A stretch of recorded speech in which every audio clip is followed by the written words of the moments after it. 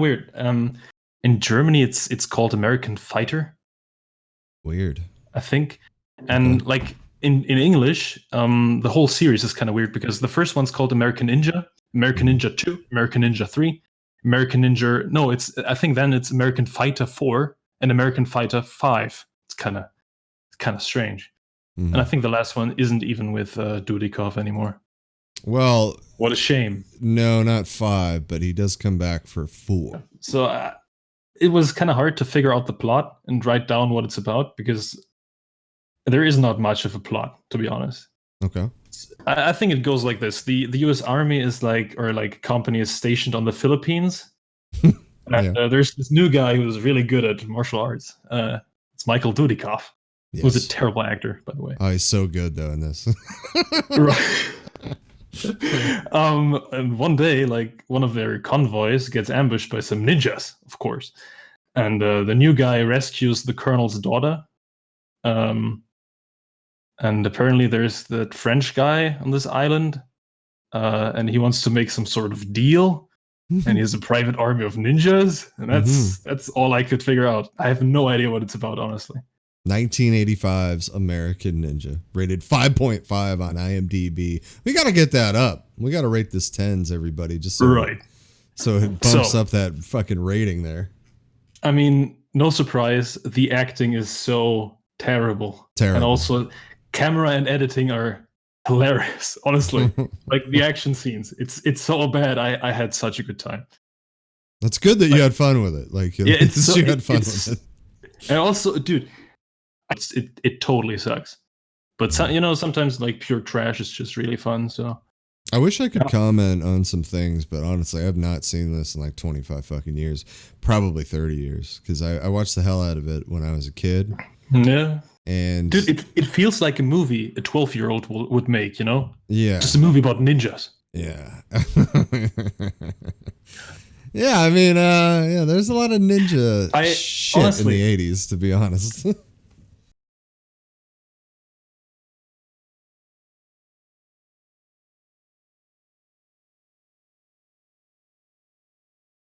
Only possible in the 80s.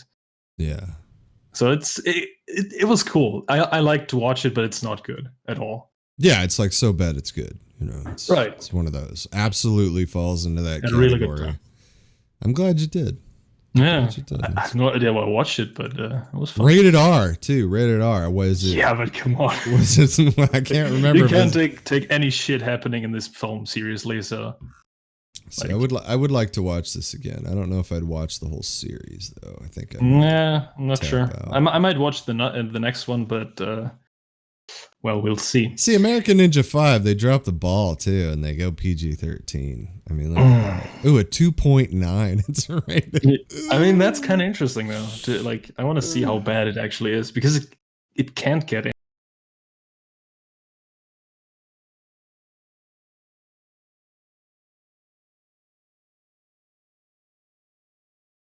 Yeah. So then next movie. Last night I watched Hancock from 2008, an action comedy by Peter Berg. Yeah. With Will Smith, Charlize Theron, and Jason Bateman. Mm-hmm. And it's not very good. No, it's not. There's this homeless bum, Hancock. He's not homeless. But he's drunk all the time and just chilling around. But he also has superpowers. It's kind of like a vagrant, It's like drunk Superman likes him. And one day he saves this businessman, Jason Bateman. And he thinks I could market Hancock, make a real superhero out of him. So he makes him to apologize for the shit he did, and he goes to jail. And then he has to be a real superhero, be nice to people and shit. And that's the first half. And then some Highlander 2 shit happens. Some weird shit comes into play. Yeah, and the whole movie just goes down the shithole. It's right. I mean, the first half isn't terrible, but it's also not that great. So I'm not super frustrated that the second half is that bad. Mm-hmm. I believe this movie was actually supposed to be rated R, and it was going to be a violent superhero take. That would have been better. The studio backed out, And honestly, I always thought that what is it? how do you want to say it? The Lovers in Time thing. Mm-hmm. I always liked that, I thought, but the execution was terrible in this movie. The second half just feels like a totally different movie. Yes. And like, it's not even a long movie. It's like 50 minutes with a superhero marketing stuff, which is actually a nice idea. Like, I would have liked that if it was like better executed. And then the second half is just weird. It's like, it feels like something that was added, All right. And also, like, this is a personal problem, but I felt like the movie was super ugly. Peter Berg always, like, he has this style with shaky cam, and it's you can't really see what's happening in action scenes. I hate that. You've been pretty critical of Peter Berg. Peter Berg's not your favorite guy. No, not at all. Also, the effects have not aged well. Like, it looks kind of shitty. Which would have been fine if the movie was better, but honestly, like, Hancock, I just don't give a shit about this film. It's just, It's strange with Peter Berg because he's capable of making a very good movie, but he's got some bad ones in there. I think, didn't he do like Kingdom? The one? Yeah, dude, I like The Kingdom. I thought The Kingdom, but also, not amazing, but solid. But it also has this shaky cam bullshit, and I hate that. So does Lone Survivor, though, but it works. Yeah, Lone Survivor, Boston, and no, is it called Boston? Patriots Day. Patriots Day. And Deepwater Horizon. I like those. But other than that, I don't know. Peter Berg is kind of... Friday Night Lights, same thing. He uses the same kind of camera, the technique, but it works. Friday Night Lights is a killer movie. Billy Bob Thornton. Shaky cam can work, but just not use it the whole movie. It looks terrible. And I also think it hurts. Totally different movie, but I think the shaky cam really hurts the Bourne movie, especially the second one. The second one, they go really heavy on the shake. The first one and the third one are okay, but the second one, I feel like they go really heavy on that shake. That was the time when this whole stylistic technique emerged, like the 2000s. Yeah, there's always a trend. Bourne Identity started it, basically. But maybe. It did it well, and the other movies didn't. So yeah. So Hancock, not something I would watch again ever. By the way, I didn't watch. Yeah, but it's one of those movies that's on TV all the time. And some people like it, but I know thought it was terrible. That was a terrible movie, man. I know people that like it. The only thing I kind of liked is that Will Smith doesn't play like a totally morally good character. Like in the first half, he's kind of an asshole, and that was cool. But he's fun. Right. Yeah. And by the way, I didn't watch that many movies. It's only 8 this week. I kind of feel bad, Will Smith is another one though that I either really like him in the role or I just can't stand him. It's tough. I kind of am very divided on a lot of Will Smith roles for me. I love him in Bad Boys. I love him. His role in Bad Boys is pretty good. I love him in Bad Boys, but I like him in Ali, and I know you haven't seen Ali, but that I feel like that's one of his shining moments. I never saw the other one, Concussion. I never saw. Oh, me neither. I never saw that, but God, I hated him in fucking Bright. I just hated him.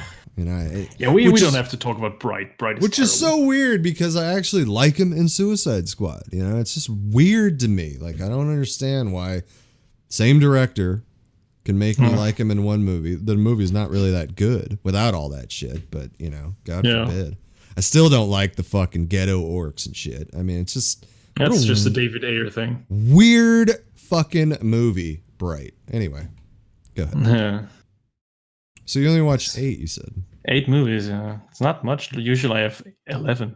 I expected like 25 out of you this week. Like the weather is so good and I kind of have to force myself to watch movies because I also started playing Counter-Strike with the boys again. So I saw that. Back with the CSGO. Like there's not that much time for movies for me. Are you trying to get that Valorant key though? Are you trying No, I don't know. Valorant doesn't look that appealing to me. Well, as you know, it doesn't look... It doesn't look appealing to me because I don't like Counter-Strike, but I had a feeling that maybe you had your eye on it. But no. Yeah. Anyway, back to movies. Movies. I think you saw that on Instagram. I watched a spoof comedy from 1980, Airplane. Oh, yeah. Don't call me Shirley. Yeah. All right. So, Ted Stryker gets on an airplane to Chicago, and despite his war, I mean, I expected more. Like, the comedy mostly consists out of weird puns, and not all of them work still. But I mean, it's probably the dumbest movie I've ever seen. I mean, you gotta that like, in a good way. Like, if you know what a spoof movie is, it's like, to the listeners out there, it's in the vein of Naked Gun, Scary Movie, right, yeah. Hot Shots. Basically, it's parodying lots of movie tropes and shit. Yeah, and very wacky shit. And speaking of Naked Gun, Leslie Nielsen is also in it. Which is one of the masters. Which is one of the masters of the spoof comedy. It's Leslie Nielsen. Yeah, his delivery just it's so good in these films. Have you seen Naked Gun? Just as a side. I have. Yeah. Okay, I've seen the first two with my dad, but I don't remember much. I know the best scenes from checking them out on YouTube again, but right. I could watch them again actually. I love the first one. I love the first one. Yeah, it's pretty good. Airplane. Not all the jokes worked, but I still had a good time. Like, one of my favorites was the Bee Gees dancing scene. That was hilarious as fuck. And the weird shit with the captain and the little boy. Have you ever been to a Turkish prison? Yeah. Like, what the fuck? Right. It's great. I just like things that don't make sense. Little jokes that are they're still good. They're still funny. Yeah. It's a good comedy. It's very 80s. I liked it. I just, shout out to the Laker great Kareem Abdul-Jabbar. Oh, yeah, right. Yeah. Just saying. Who plays himself in the film. Just a side note, Kareem Abdul-Jabbar, unblockable shot, the sky hook. Nobody could block it. He was amazing. If you ever want to look up an amazing video, ladies and gentlemen, just look up Kareem Abdul-Jabbar on YouTube. It's fucking incredible. Fucking incredible. So we're talking about basketball now? Maybe. Okay. Next week, basketball show. We could do basketball themed movies. We could watch the new Ben Affleck basketball movie. The way back. The way back. Yeah. Like his alcoholism therapy movie. I'm not gonna lie. I looked at it. I was like, maybe I'll watch that, but I didn't. It doesn't look bad. No. I don't know. Got to be in the mood for Affleck. Yeah, but he's good. I like the Affleck. The next movie is a drama from 2017 with Anya Taylor-Joy and Olivia Cooke. It's called Thoroughbreds. The Rope Rats? No, Thoroughbreds. Thoroughbreds? Yeah. Okay. I thought you said the Rope Rats. No. So it's about these two upper class girls who have been friends when they were younger, but they kind of grew apart. And now that one of them is taking tutoring classes with the other one, they reconnect a little. And Olivia Cooke, she's the one who's taking the classes. She's kind of weird. She doesn't feel any human emotions, but she's really good at faking them, And Anya Taylor-Joy, the girl from The Witch and Split. Yes. She lives in a huge house with her mom and her stepdad, and he's kind of an asshole. He's a real jerk. And one day they just, those two girls, they just decide to kill the guy. Oh. And they blackmail some fucked up drug dealer who's played by Anton Yelchin. Oh, really? Who they met at a party. Rest in peace, Anton. Right. Dude. And again, this movie he was so good. Really? Yeah, dude. In this movie, he's really good. And it's just kind of sad. I like the guy. So do I. I really liked him. I was hoping to see more of him too. So yeah, his most known role probably is Chekhov in Star Trek. I fucking love him as Chekhov. I just love him as Chekhov. Have you seen Green Room with him? I don't believe I have. Green. It's also a really good movie. Yeah, not Green Anton Book. Yelchin. No, not Green Book. Totally different. Green Room is about this some Nazis. the Patrick Stewart movie? Yeah. Pretty good. Okay. Yeah, it's just sad story of Anton Yelchin. I think there's a documentary about his life. And he is also a member of the 27 Club. I know, right? Yeah. So back to the movie. Yes. Like, I think from the premise, it might sound like a comedy a little, but it has no comedy at all, which was weird.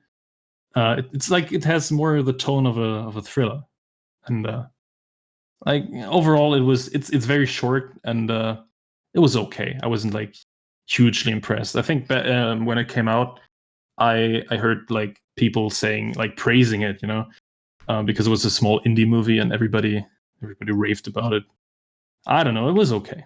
Yeah, I'm looking at the poster here. Heathers meets American Psycho, which, that calls out to me. But letdown or just good? Not letdown. It's okay. It's a good watch. It's not bad, but nothing amazing, Right. Yeah. Right. Next one is The Host from 2007, monster movie by Bong Joon-ho with Song Kang-ho again. The boy. Dude, I love Song Kang-ho. I think now he's probably in my top 20 actors right now. Right now, anyway. Right now. And there's still many movies with him that I want to see. He plays a lazy dude who has a small food stand with his dad, and one day his daughter visits, and it's just a regular day. And suddenly, monster emerges from the river nearby, and really it looks a bit like a mix of a lizard or octopus or frog or some shit. And apparently, a chemical company just dumped loads of dangerous chemicals into the river. That's why there's a monster. It's not really explained. And the monster kills some people and also kidnaps a few to bring them to its lair. And one of them is Song Kang-ho's daughter. He himself gets a little injured. His brother and sister, who's a professional archer, they visit. And then they all get quarantined, which is, Oh, I know. Something to relate to. Yeah, they assume that the monster carries a virus. That's why. Well done. And now the movie is about those four, like the dad and his 3 children. They want to escape quarantine to rescue the girl. That's the movie. And as always, Song Kang-ho just kills it. I love the guy. He's fantastic. Mm-hmm. He's pretty good in those fucked up roles, And also Bong Joon-ho, dude, his camera work, love it. So you enjoyed The Host? I did, but overall, I think it's not as good as Memories of Murder or, of course, Parasite. How's the monster though? Is it... The effects aged a little. Okay, I was curious about that. But not like the monster looks like the effects are not up to current standard, of course, but it doesn't take me out of the movie. It's still well done because everything else interacts with the monster well. It looks good, but obviously the effects are not that great anymore. It's also I thought it was gonna be a horror movie. It's a little spooky in the beginning, but it's not really horror. It's more like psychological horror. No, the movie is pretty sad actually. The tone is kind of depressing, and but still, I think this is after Parasite and Memories of Murder. This is probably my 3rd favorite Bong movie, like over Okja and Snowpiercer. So, I mean, Memories of Murder definitely seems more compelling than The Host, because The Host, I mean, it just looks like a monster flick. Yeah, but it's it's a good one though. Yeah. Okay. But like with Bong, I kind of expected a little more. I mean, this was 14 years ago though, so. Yeah. Now you can expect more from him. What is that supposed to mean? I'm saying you could expect more from him now, but not. Yeah, but Memories of Murder was before The Host. So. I see what you did there. I still have to see Mother. Then I think there's one movie left. Not to be confused with Darren Aronofsky's Mother. I think you always say that. Yeah. Mother. Yeah, mother. Yeah, with an exclamation mark. Yeah, mother. No, there's 2 movies left that I need to see. I think. No, one. It's like good. Barking Dogs Never Bite from 2000. Huh. Anyway, The Host is all right. The Host is all right. Next movie is a drama with Ben Foster and Thomasin McKenzie. Leave No Trace from 2018. Thomasin McKenzie is the girl from Jojo Rabbit or The King. Who I think she's one of those young stars, you know. She could be. Who knows? PG. Huh. Dude, Leave No Trace is I thought it's gonna be like some Rambo shit. I see Ben Foster. I'm like, PG. The fuck? Okay. Yeah. So Damn. Ben Foster, he plays a former soldier who suffers from PTSD. PTSD. And yeah. PTSD, right. My English is kind of shitty today. It's okay. It's all right. You're good. He lives in the woods of a national park with his daughter. The mother died years ago, and so now he's raising the daughter in the woods. And so, like, similar to the movie Captain Fantastic with Viggo Mortensen. That's the first thing I thought about. Yeah, but that one is a comedy, and Leave No Trace is not a comedy at all. It's like pretty quiet drama, and in Captain Fantastic they never go to civilization, I believe. And Leave No Trace, once in a while they go to town and buy foods and shit, but they still live in the woods with like in a tent. And he's educating her instead of school. Mm-hmm. And actually, they're pretty happy with the way they live. And it seems like Ben Foster really needs it to get over his trauma. And but one day, the daughter is seen by some guy jogging by, and later they get raided by the park rangers. And now a social workers organization wants to integrate them back into society. And they relocate them, give Ben Foster a job at a Christmas tree farm. They get a small house and bikes and shit. And actually, like, the daughter is pretty fine with that. She doesn't like. She's okay with the situation, but Ben Foster seems like he just wants to go back to isolation. So like I don't know. He doesn't like people apparently. And so one day he decides to grab his daughter, and they both escape from the new location and just make their way into the woods. And then stuff happens. Shit happens. No, not really, actually. It's the good, like the thing I liked most about the movie, actually, it's not dramatized at all. It's totally authentic. I would believe that this actually happened. There's no real drama or like, I don't know. It's weird. It's just totally believable. That's good. I mean, and how was Ben Foster? I mean, he's born for broken characters, so yeah. He's great, of course, but he's not really the like Thomasin McKenzie, the girl. She's more the main character. So there's like she has more screen time. It's told from her perspective. Yeah. But yeah, they're both pretty good. So, yeah, and I think I'm not sure if I like. It's not even really comparable to Captain Fantastic, because Captain Fantastic is a feel-good comedy. And Leave No Trace is very different, even though the plot might seem the same, but it's not really. No. Yeah.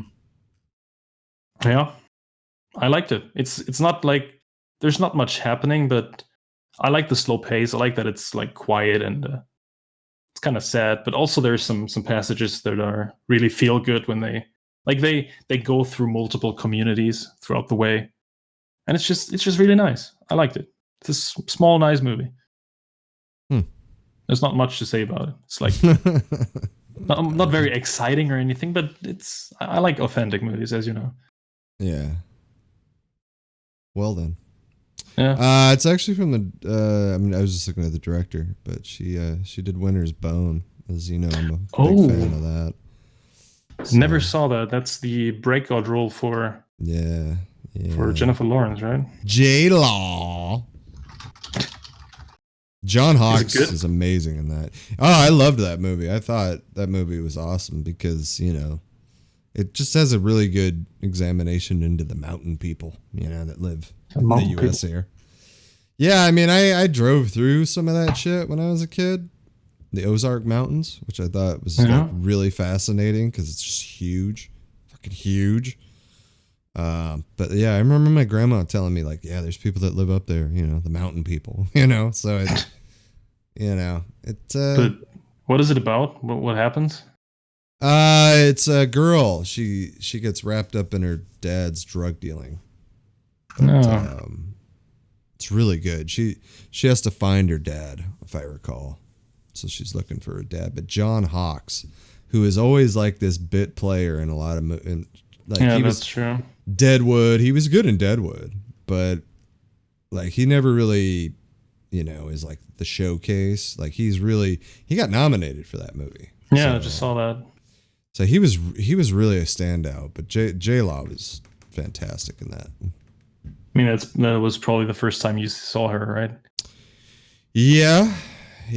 She, I feel like she came out so strong, but she's kind of hasn't really. I mean, now that she's done with that X-Men shit too, now. Lately there hasn't been much.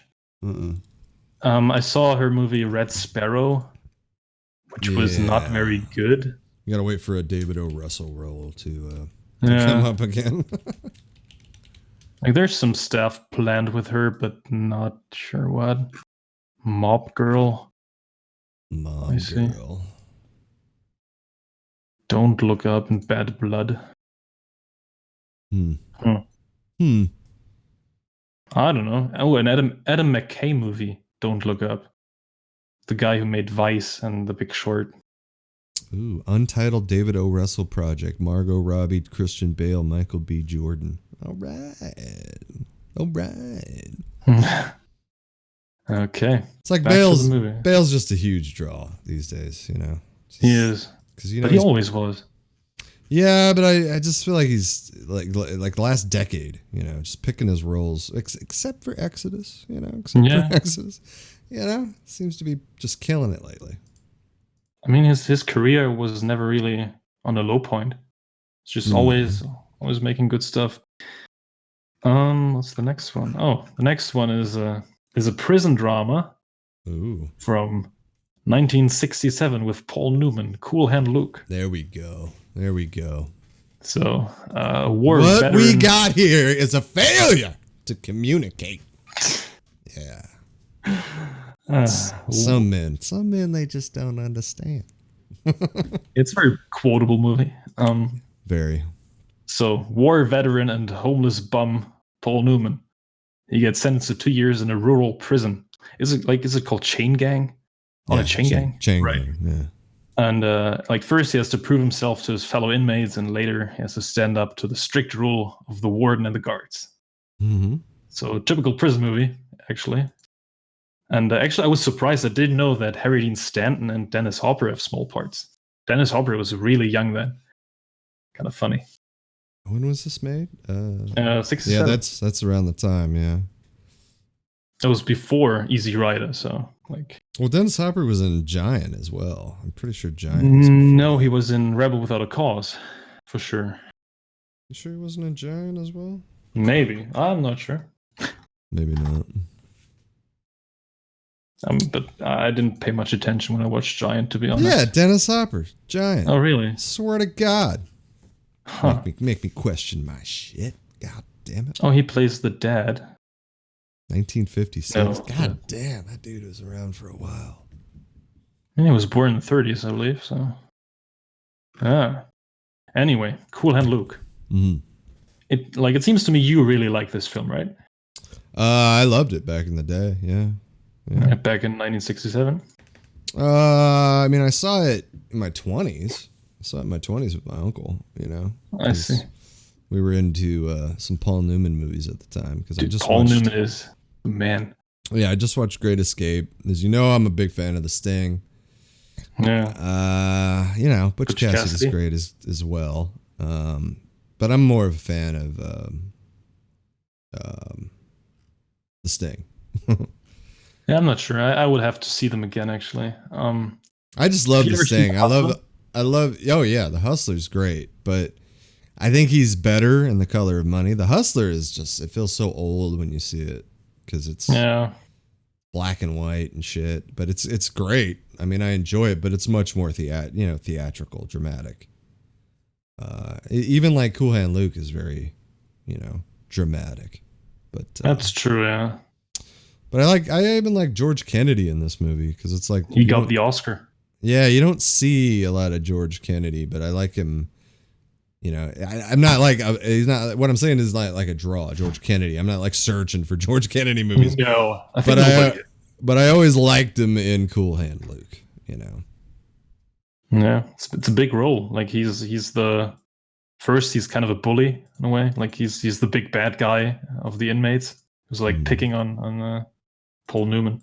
But I feel like Paul Newman though, around this time was like along with kind of like with Steve McQueen, just the everyman. It was the shit. Yeah, just the everyman couldn't do no wrong, and like kind of, just that dude chicks want to fuck, dudes want to be, that kind of guy.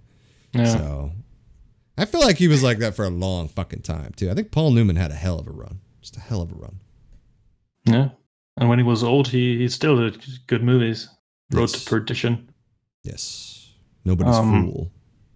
Actually, Cool Hand Luke has this thing that I think a lot of prison movies have, but I love it every time. Like it's when the new guy gets picked on by the other inmates, but later, of course, he's friends with a big bad guy.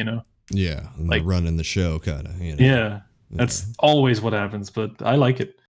And also, the atmosphere in Cool Hand Luke was really cool. Like you can basically feel the dust and the heat. Was great. Yeah.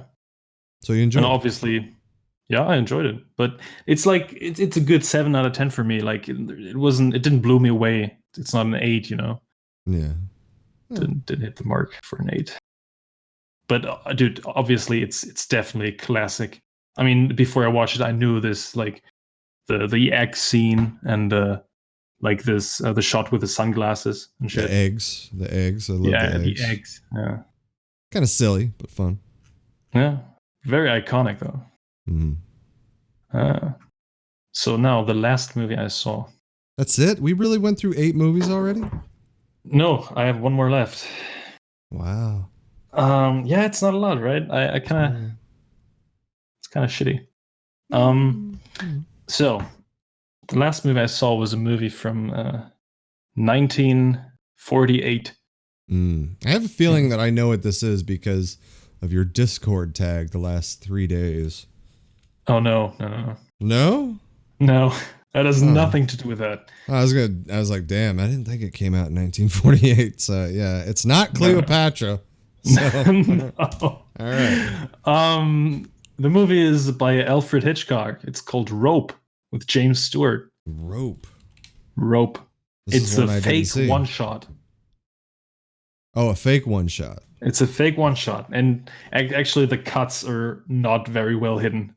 Well, like, yeah. The cut is always some guy gets in front of the camera and it's completely black. Then it pans out again. It's very obvious. It's like 4 cuts in the film, and actually there's one real cut in the movie at a specific time, which was really good. Do you know what it's about? No, I don't actually, because this is one of the ones I haven't seen. So it's kind of weird and fucked up, but that's what you get with Hitchcock. So 2 recently graduated students murder one of their childhood friends. Ooh. And they put him in a big chest in the living room. And now they invite the victim's parents, his girlfriend, her ex-boyfriend, and one of their old professors, who was played by James Stewart. And they do this because they wanted to make the perfect murder and make some morbid art piece out of it. Jesus. Yeah, because like it's James Stewart, their professor, he had like a weird theory. He said that murder is a privilege of the superior, and they have the right to take an inferior's life.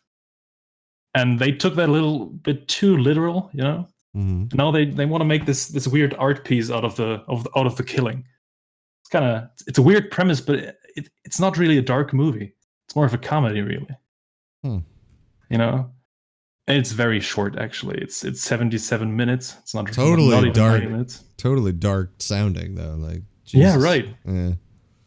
And most people will probably think a movie from 48 is going to be boring, but actually this movie is so entertaining and fast paced. I mean, it's all dialogue. It's a chamber play. Proving once again that Hitchcock is just back then just amazing, man. Just amazing. He just knows how to set up characters and shit. And dude, the suspense in this movie is so real. Since you always know that the body is in the chest where they're all eating and shit.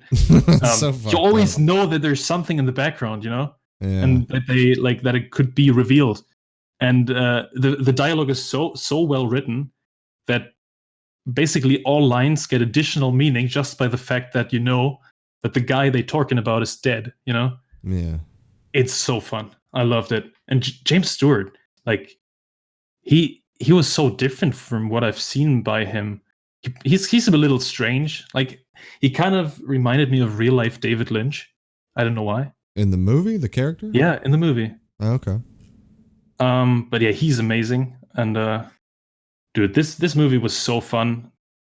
Like, also from 48, it's in color. I was surprised. Farley Granger's in it. He was in Strangers on a Train. Right. He's like the two guys killing the guy. One of them is really full of himself, kind of an arrogant asshole, and he planned the whole shit. And the other guy, what's his name? You just said Farley Granger. Yeah, that guy. He's more of a weak one, you know. He doesn't take it that well. And who does James Stewart play? The professor, the guy who made this theory. I see. So they invite him to because he could maybe understand and shit. It's really weird. But it's pretty cool. It sounds awesome, honestly. I mean, yeah. For one of the ones of the Hitchcock that I didn't actually watch. So. It's one of the best Hitchcock movies I've seen. I think it's up there with Psycho and The Birds, you know? The Birds. I love how you bring up The Birds. I love The Birds. The Birds is fantastic. The Birds. I do like. Don't you like The Birds? No, I do. I do like Good. The Birds. Good. It's just funny because it's a little silly, you know. The Birds. Yeah, it is. But I mean, this movie, Rope, it sounds silly too, but it's not really. It's just fun. Yeah, he's got such a fucking. It's got such a fucking catalog, man. Hitchcock. He's amazing. And actually, Strangers on a Train. Yeah. That one is on Sky Ticket as well, so I might see that next time. Yeah. Good. And there's also, what's this movie called in English?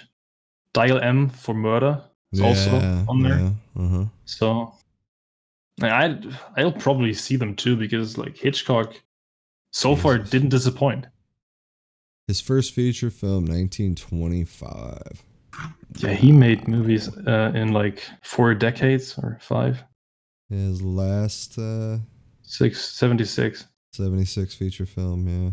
Wow. Family Plot. 6.8 though, yeah. Ken Black, Bruce Dern. Hey now. Bruce Dern. I've never seen Bruce Dern when he was young. I saw him kind of young in no, I've seen him in a 70s movie. I can't remember the name of it though, but I remember, I don't know if I ever mentioned the movie The Burbs with Tom Hanks. He's kind of young in that.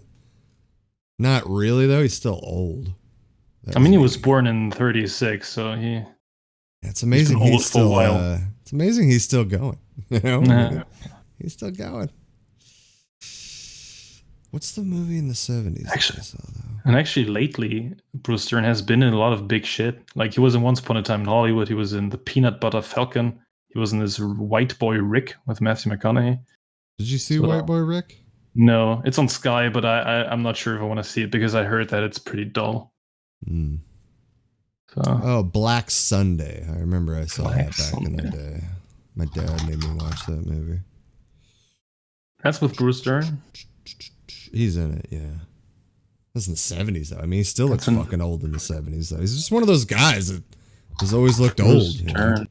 I'm just going to Google him. Bruce Dern. He looks exactly the same. Kind of like Michael Caine. I don't know. Michael Caine looked young back in the day, though, like in the 60s. No. Italian Job? He looked a little spry in Italian Job. Battle of Britain. I think he already looks old in that. Battle of Britain. Is that Bruce Dern? No, that's Michael Caine. Oh, okay. And also, dude, that movie is from 69. Ian McShane is in it. Robert Shaw, Christopher Plummer. Robert Shaw, another one that just... Okay, now don't you... Look, do you see a picture of Christopher Plummer? Yeah. Right? Young like that? I've seen him in a movie, actually, when he was young, in Waterloo, a Napoleon movie.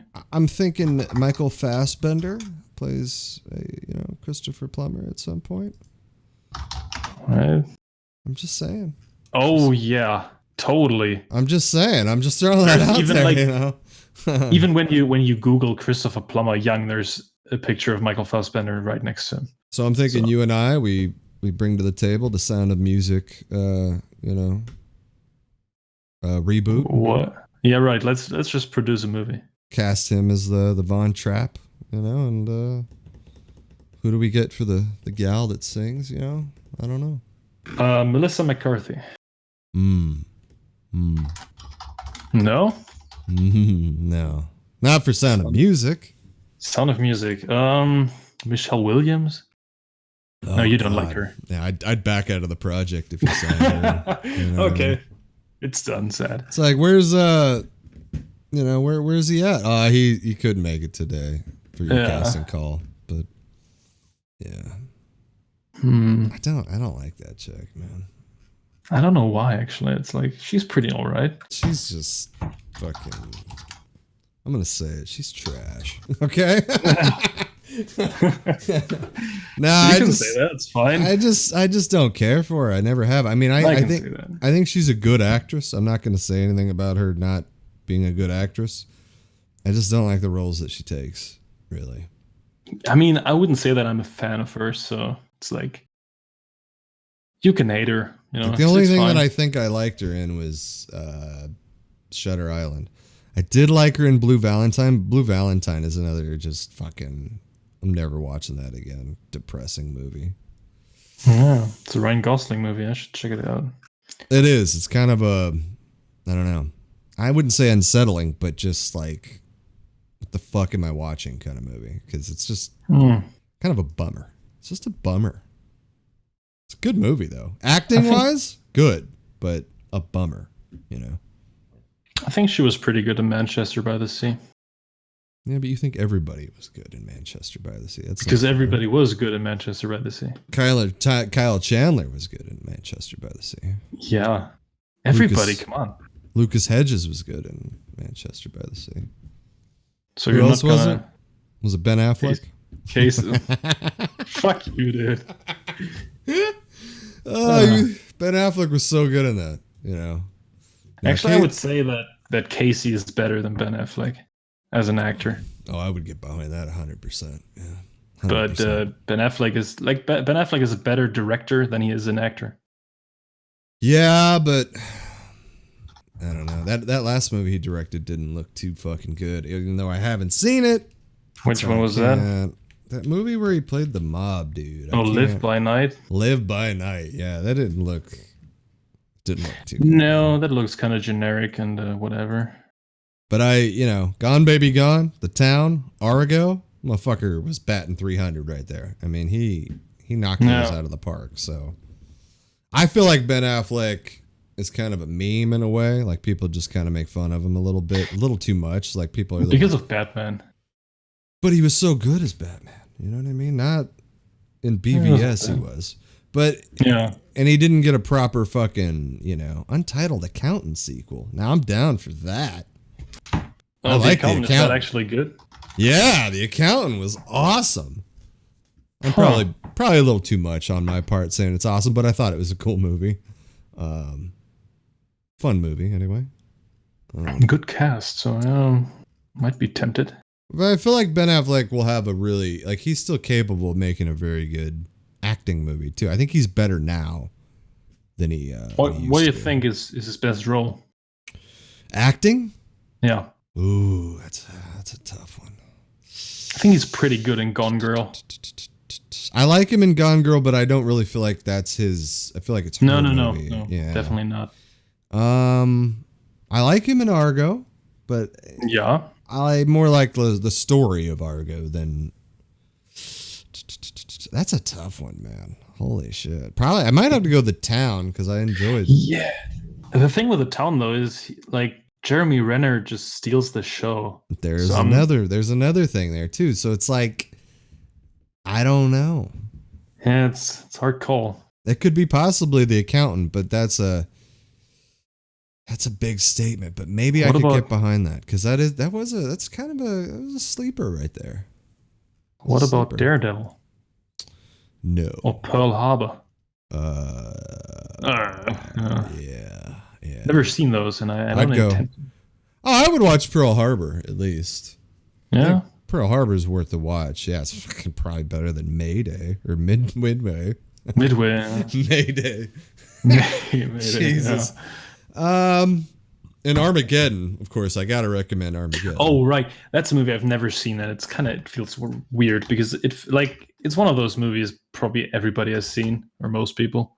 Yeah, and I suspect that you're gonna come back and say Armageddon was a fun ride. So yeah, I mean it has Bruce Willis. And that's Bruce Willis when he was badass. So yeah, in the 90s. He was still cool back then. You know, he was still all right. By the way, a bad movie I would really love to see is Highlander 2, The Quickening. Now you got to watch the Renegade version though. Do not watch The Quickening by itself. It's got to be the Renegade version. I mean, I expect it to be absolutely atrocious, but that's what I want. Although I will say Highlander fan, but just. Although I will say this, The Quickening is somewhat worth it to watch it for the main purposes of the entire storyline that they introduce, that they're all aliens. Yeah, right. That's what I mean. Yeah, whereas the Renegade version completely wipes that out, and they actually make it a decent sequel because it's cool the fact that they jumped into the future, you know, and the future's all fucked up and shit. But yeah, you know, God, that just bums me out because the Highlander, I love the story of the Highlander, and I'm dying, fucking dying. Just Denis Villeneuve, you know, just give me that, and I would be so fucking happy because I can't do every movie. You know? No, I know, but somebody on that level, somebody to come on and do that right would be nice, and not fucking like a Conan the Barbarian situation that we had because that was not good. That seemed kind of cheap. It was cheap, and Momoa just wasn't like Momoa yet, you know. Like Momoa, I bet Momoa could pull it off now, but then no, it just wasn't. It wasn't because I think Momoa's getting better too. You know, Momoa's getting better. So yeah, he's gonna be in Dune. We'll see. I know. God, it's so fucking star packed, that movie.